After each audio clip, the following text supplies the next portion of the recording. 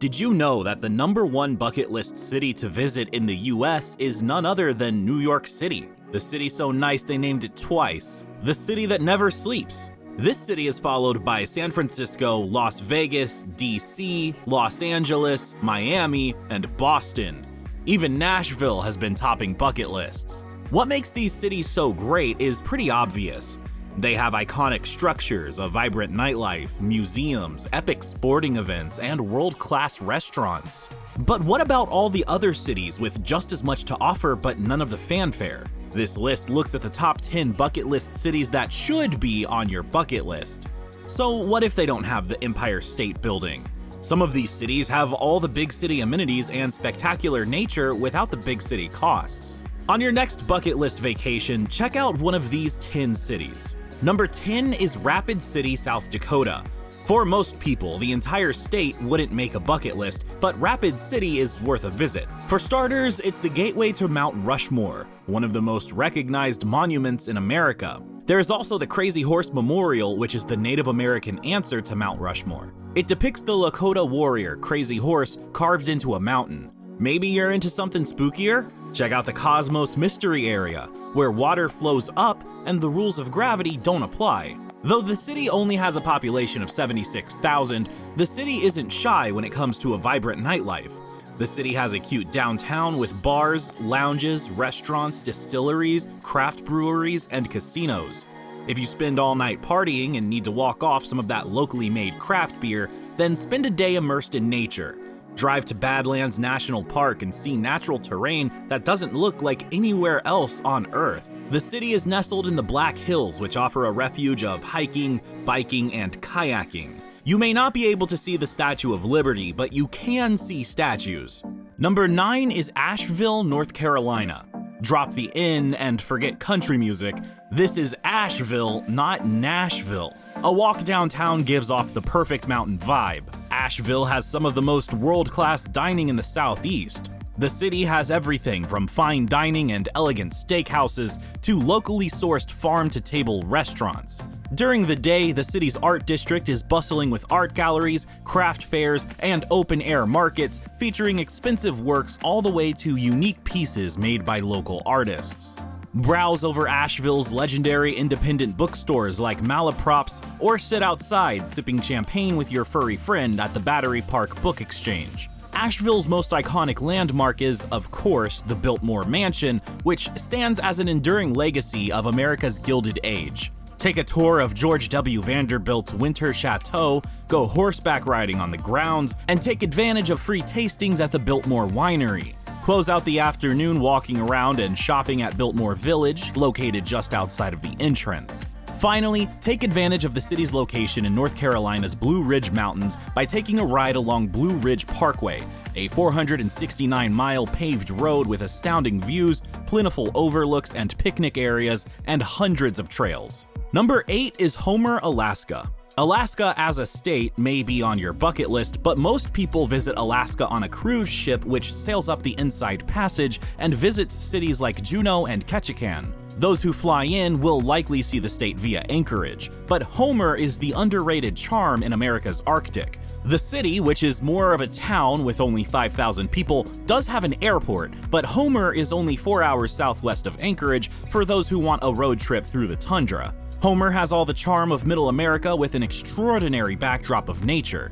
The city is full of craft breweries, eateries, and even a farmer's market that features small, locally owned farms. Despite the winter chill, a lot of herbs, root vegetables, and produce are grown in America's last frontier. Its location on the water provides exceptional nature walks and prime halibut fishing. Several restaurants in Homer will prepare and cook your catch of the day. Fish in the morning and enjoy the fruits or fish of your labor that night. There's a reason Homer is the halibut capital of the world. Come to Homer between August and April, and you will probably be lucky enough to see the Northern Lights, or Aurora Borealis, which is one of nature's most magical sky shows. Number 7 is Mobile, Alabama. Okay, I know what you're thinking. Of all the Gulf Coast cities to choose from, why on earth would we choose Mobile? Why not Panama City, Destin, or even Gulf Shores, which is Alabama's answer to Panama City? But hear me out. True to its nicknames of Port City and Azalea City, Mobile has plenty of water-based activities and attractions, and is particularly gorgeous in the springtime. Popular attractions in Mobile include visiting several uniquely local museums, enjoying boating tours and kayaking in the Tinsall Delta, and eating authentic Southern cuisine. A few of the best and locally focused museums include Gulf Quest National Maritime Museum, the USS Alabama Battleship, Mobile Carnival Museum, where you can learn about America's first Mardi Gras, Hank Aaron's childhood home, Gulf Coast Explorium, and the Conde Charlotte Museum. When you're done exploring the historical side of the town and you've already celebrated your 21st birthday, then take the Secret History Prohibition Tour. As the website says, know the password? Welcome to the party. Guests will enjoy handcrafted cocktails and hear about the secret history of Mobile during Prohibition. Hear stories about the speakeasies, rum runners, and moonshiners who kept the party going in Alabama. During Prohibition, Mobile was a wild place where the party never ended, but when federal agents brought the party to a grinding halt, many prominent Mobilians were put in jail. Number 6 is Keene, New Hampshire, with a population of only 23,000. This is a hidden gem nestled in the North Appalachian Mountains. Let's state the obvious. You need to come in the fall. New England is renowned for its fall foliage, with the most vibrant and diverse amount of color in its leaves. Keene really is one of the most underrated cities in the US, and even underrated for New England. It's in the shadow of the Granite State's most popular destinations like the White Mountains and Seacoast, but Keene is a college town, and like many college towns, college kids bring the party. Where there is a college, there is beer, and beer there is. Check out some of the town's craft breweries to start off your trip, but don't drink too much because nature is calling. Head to Monadnock State Park for hiking, camping, and picnicking. Hike to the peak of Mount Monadnock and get a 360-degree view of beautiful New Hampshire. Since the fall is the best time to be in New England, then head to Keene in October. October brings the Keene Pumpkin Festival, where locals once broke the Guinness World Record for most jack-o'-lanterns. Number 5 is Grand Junction, Colorado. Forget Denver, Vail, Durango, and Colorado Springs. Rather, head 4 hours west of Denver on the Utah border and check out Grand Junction. While Grand Junction is often seen as just a place to grab some food and spend the night before continuing on a Colorado road trip, the city of 67,000 offers plenty of things to do. Head to downtown Grand Junction, where you can grab a bite in the locally owned farm-to-table restaurant, and then check out a few galleries and stock up on some hiking gear, because you can't visit Colorado without heading to the great outdoors. Unlike the state's bigger and more popular cities in the Rockies, Grand Junction doesn't have large crowds, so you will have plenty of space to enjoy all the outdoor opportunities.